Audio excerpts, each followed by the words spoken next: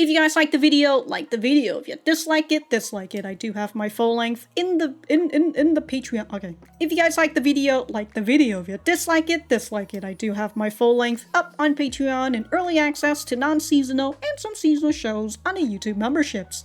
Other than that, let us get started.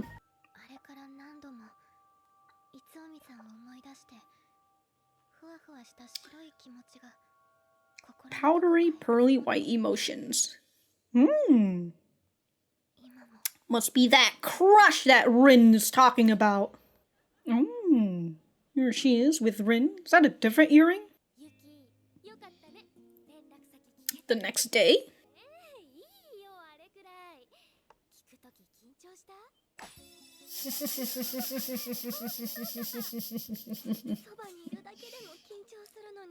Oh!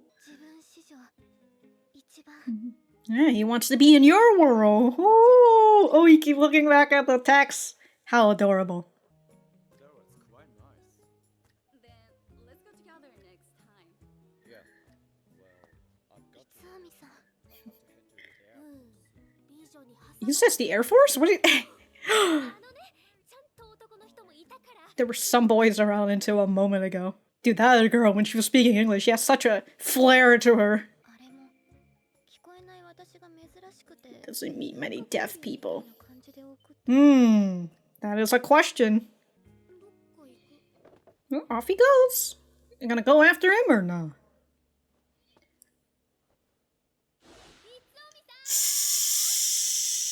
Don't worry, your friend got you.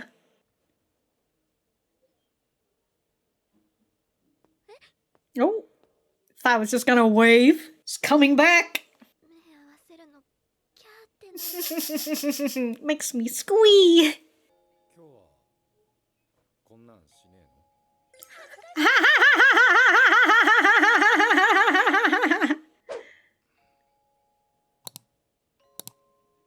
Damn, dude, he's looking down your shoulder and everything. Oh, there's Oushi.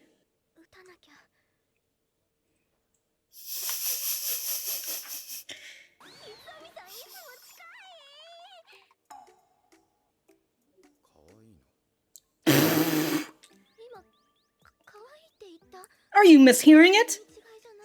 Misreading? Sorry. Oh, you just say airplane.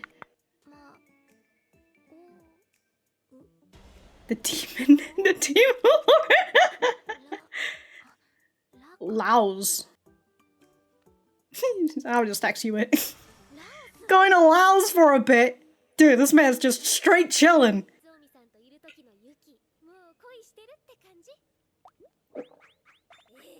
Yeah, just crushing.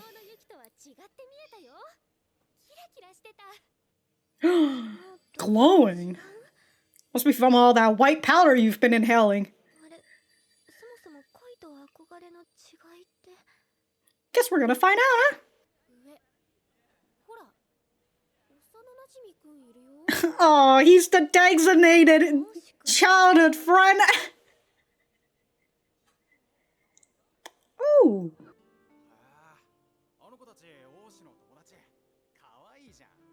Invite them to a boozer sometimes. Deaf with a lowercase? How deaf? Completely? Is that a capital D? What?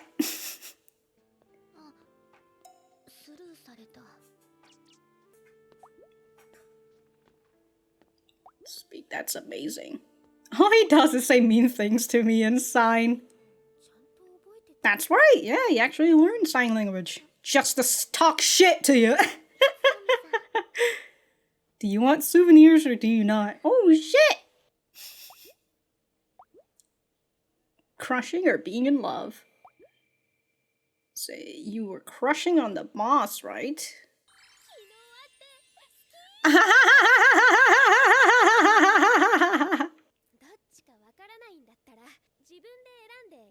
Why don't you just pick one?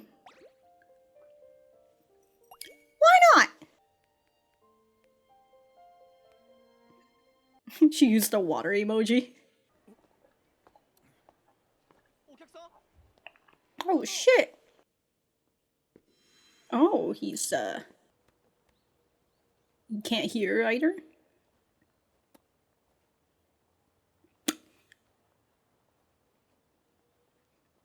Okay.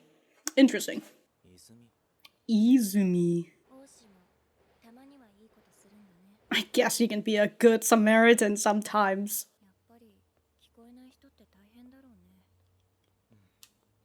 さっきの人も王子がいなかったら逃げたって A fairy evader. 耳が聞こえないとどうしたって危ない目にも遭いやすくなっちまういっそ安全なとこに So maybe they should stay where they're safe and not leave. Damn, dude! Man's really out here! He's over here like, why do I gotta fucking worry about them? But I suppose he's also taking that to, Yuki as well. 恋なのか憧れなのかか Mm-hmm. Are you sleeping with that ponytail? いつあみさん Damn, he's out here just hanging out with Lao's kids. こんなところがあるんだ And he goes to college? What is happening? 会えるかな He does not, what does he, not suffer from jet lag at all? Actually, no, I don't think it's that long. Because Laos and Korea, Korea, Japan. Isn't all that far away from each other. 早めに出ちゃった Ooh, you're that excited? あれ There he is.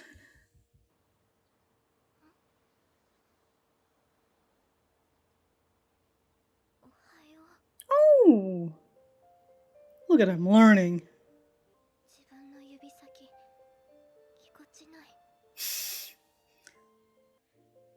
恋であってほしい Uh-huh. 恋がいい Alright. 挨拶の手話覚えてくれたんですかとかいつ日本に着いたのか So many questions to ask. 聞きたいことがありすぎてスマホかノート Or, 出して oh, the souvenir. You asked for a souvenir, right?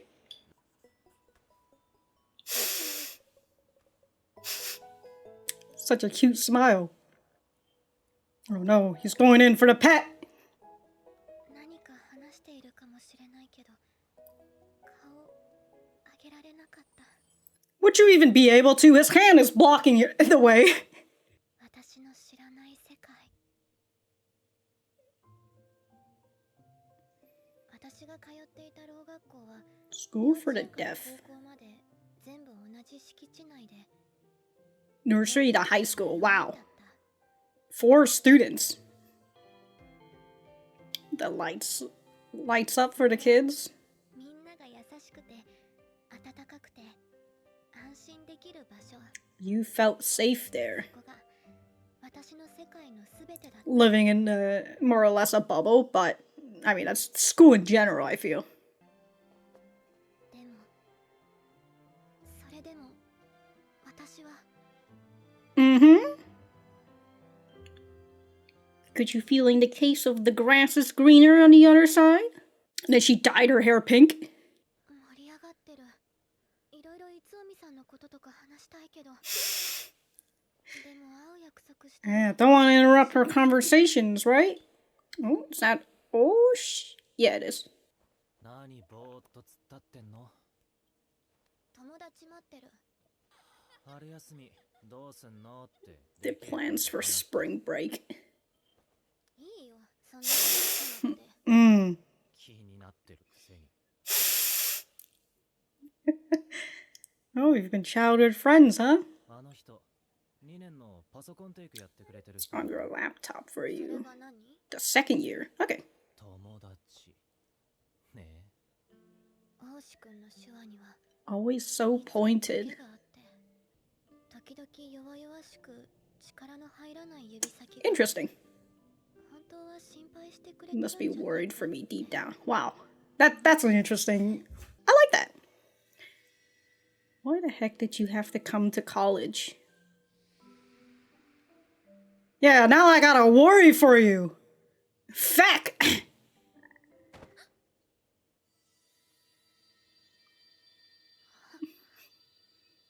Damn, he just fucking walked into her? Oh.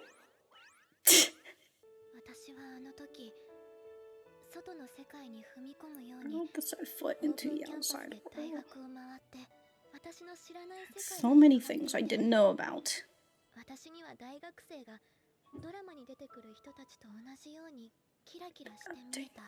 Deep stars were.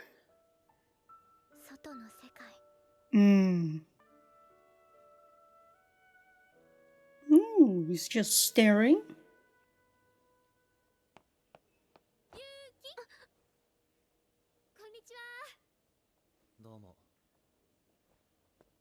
I'm off. See you later.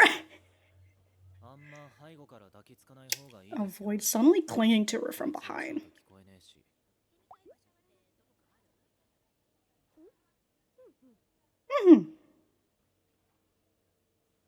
Just the heart.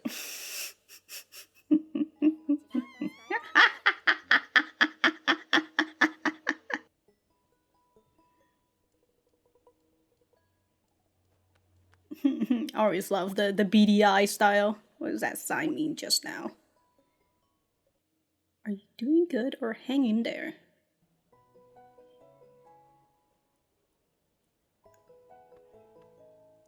So is that like good? Cause like, as I was looking at it, it was a similar feel to like Good Morning, but without the hook.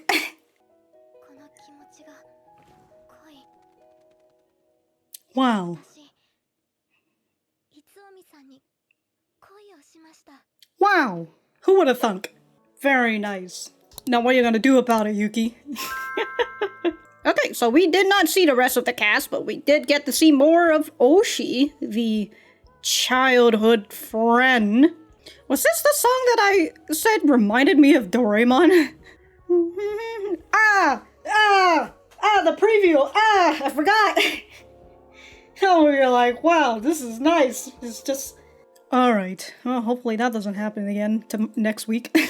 But alright, we're gonna go right back to the center. Alright, so that was episode 2 of A Sign of Affection. Let me know what you guys think about it in the comments down below. You know that I always like talking to you guys. For me, I thought that this was a pretty good episode. Really liked it. This is the episode for Yuki to confirm that she is in love with Itsuomi, and it's not just a simple crush or anything. Also, Rin is out here being like, yeah, I'm in love mode right now too. You know what? Rin knows what she wants and she's gonna get it. Let's go. But I did see that she is a second year, since last episode Rin was just like, oh, we're gonna do this to help you kick off your first year. And I was just like, oh, your first year. So she's just in the first year and Rin isn't, but now we know that she is in her second year. Continuing on with Yuki and Itsuomi, with the way that Yuki sees Itsuomi is similar to the way when she entered college for the first time. Right? Here in this school for the deaf, she mentions that this school basically has a nursery all the way to high school, and her group of class consists of only 4 people, and so she pretty much lived in a or what she says is in a safe space, which is also what Oushi says as well, which is interesting. They say they're childhood friends, so I assume they did not go to the same school because he's not deaf. I assume he lives like next to her or whatnot, and that's how they communicate or interact with one another. Who knows? But Yuki talks about her school and all that, and even though she felt that this was a safe spot and she likes it, there was something inside of her that yearns for more, which is understandable. When she went to a college campus for the first time, she sees all these people who feel out of reach for her, like they're TV stars or something, and her world that was pretty much enclosed in this school for deaf people has been opened, and she is seeing so many things that she has never seen before, and so Itsuomi gives her that feeling once again, right? This man flies around all over the frickin' place. Here in this episode, he's just over here like, I'm going to Laos for a bit. See you later. Like when he texts her all the pictures that he's been taking of when he's in Laos and whatnot, and then when he comes back and he gives her this Laos souvenir, which is, I assume, is something that's of their culture and whatnot. You know, he's in the cultural exchange club and all that. So it makes Yuki feels like there's just so much more to be seen, and kind of like with the text that she sent to him in the last episode, right, where she says, "The world's pretty big, ain't it?"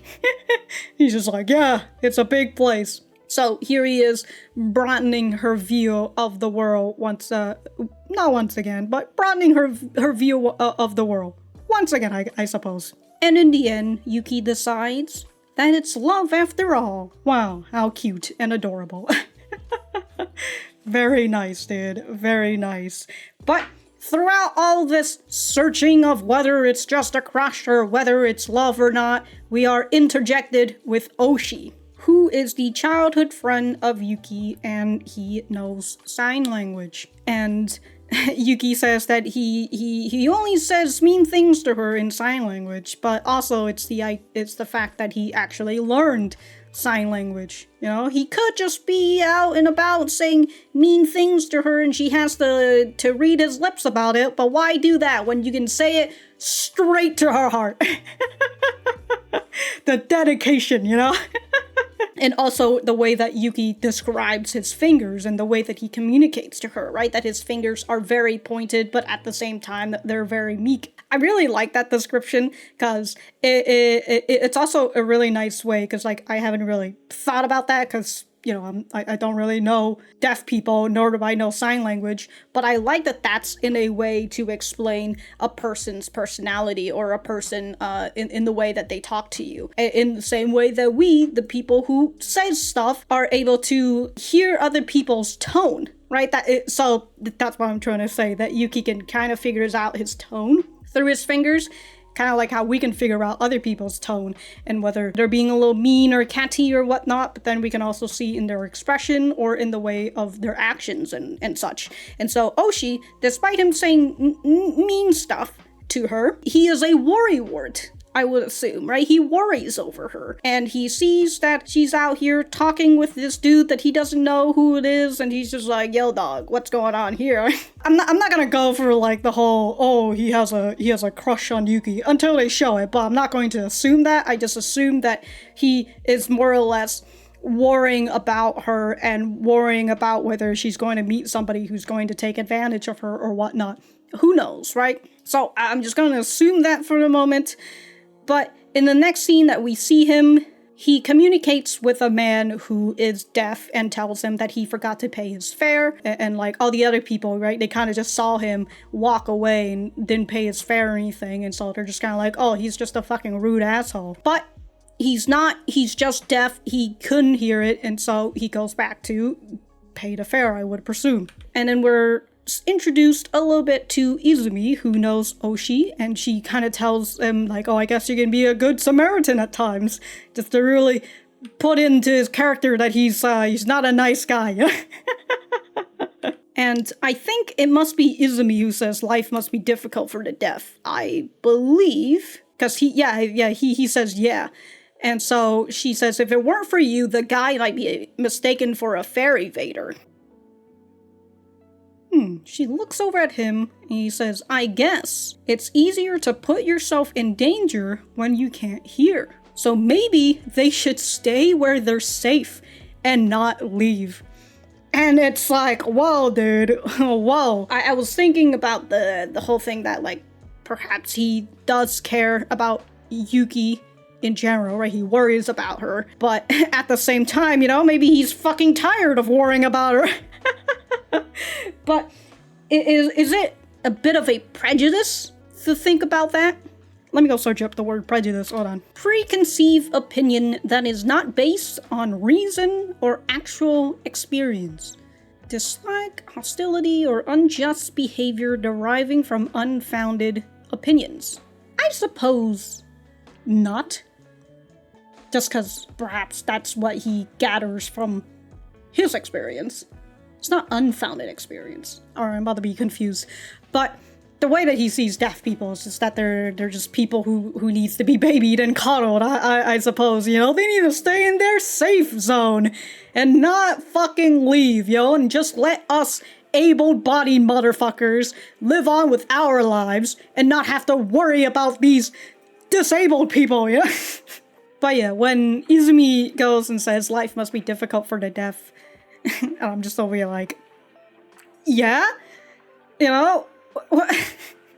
Like, yeah, you think? Who makes it difficult for them anyways? And just the way that Oushi says it's easier to put yourself in danger when you can't hear, right? That's why they should stay in your safe spot.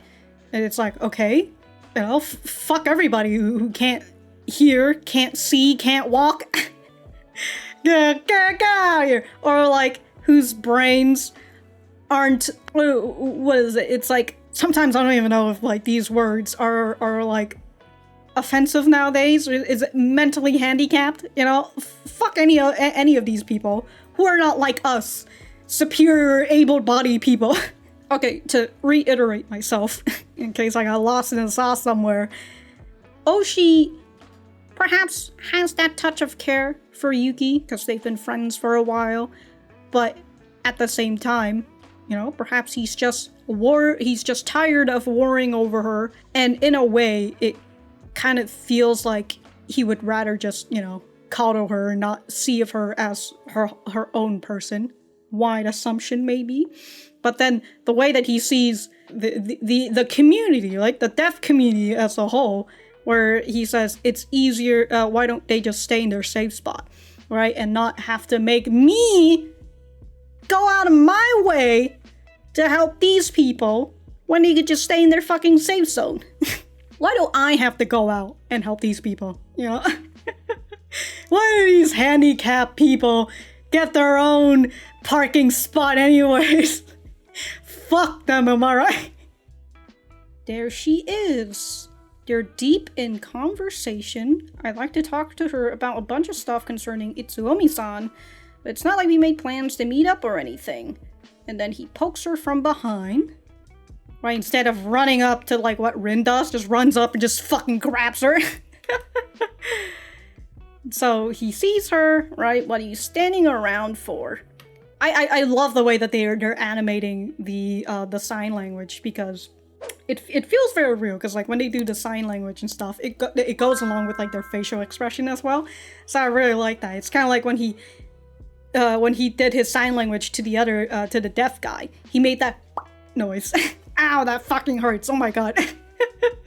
So I really like the detail that they have in it. Yuki signs to him that she's waiting for her friend, and he... Oh yeah, that's a different earring too. It's like an apricot earring or something. But he listens, and then he translates it to her. They're having a loud chat, and then she gets upset, right? And she's just like, you don't have to translate that stuff for me. And he's just like, oh, I know you're curious.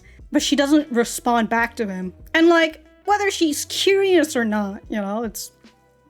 If she doesn't like it, she doesn't like it. And he kind of just waves it off too. But he makes notes, like, that's the second year girl who takes notes on your laptop for you, right? What about it? You call her your friend, huh? So he has like a bit of a smirk. And then this is when Yuki talks about his sign language being so pointed, yet meek at the same time. But at times, his fingertips looks frail, almost meek, yeah. Okay, and then as he signs this out, she thinks about how like it makes her feel like he's worried about her deep down. As he signs out, why the heck did you have to come to college? Which perhaps is just Oshi's just like, I just want to have a nice college life. Why did you go to college? And now I have to fucking look over you and fucking worry about your ass. Why couldn't you have just stayed in your safe spot? Which is just like, alright, dude. You know? And in a way, it's just kind of like, okay, I get it. You're worried about her. But then at the same time, you know, don't you think that she's her own person and she can do whatever the fuck she wants? But so far, not to say that I like Oushi, but I like his character so far. So it'll be interesting to see how he develops as the anime continues. Listen, you don't get carried away. Says, I'm not. Don't get carried away.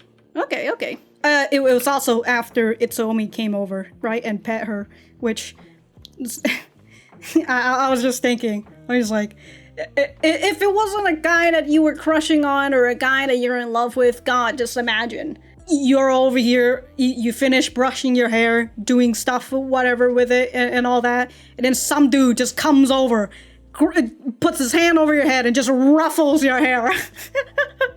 Like, excuse me, I just brushed my hair, now I have to do it again. Anyways, that's after Itsuomi does that, and then he tells her, don't get carried away. Which, again, I would assume kind of goes back to perhaps him thinking that maybe Itsuomi's up to no good. Kind of like the way that he thinks about Rin, too. Right? He's just like, oh, it's that second-year girl who take notes on your laptop for you, right? And then he just does that, and he's just like, oh, so she's your friend, huh? With a fucking smirk, and it's just like, I don't know, maybe he just has a paranoia for everybody around her. You know, like, if Yuki wants to make friends, they have to go through an interview with Oushi first. Because he can't trust them. Now I know why this boy doesn't have kissable lips, unlike everybody else. But again, he goes and he gives a bit of advice to Rin. He said you should try to avoid suddenly clinging to her from behind, which isn't what he did when he was walking up behind Yuki, right? He kind of just lightly tapped on her shoulder instead of coming in and just boom! It's a jump scare out here. But that's pretty much all I have to say about this episode. I like Oshi's character so far, so it'll be nice to see more of him. I don't know what you guys think about him so far, so, you know, let me know, feel free.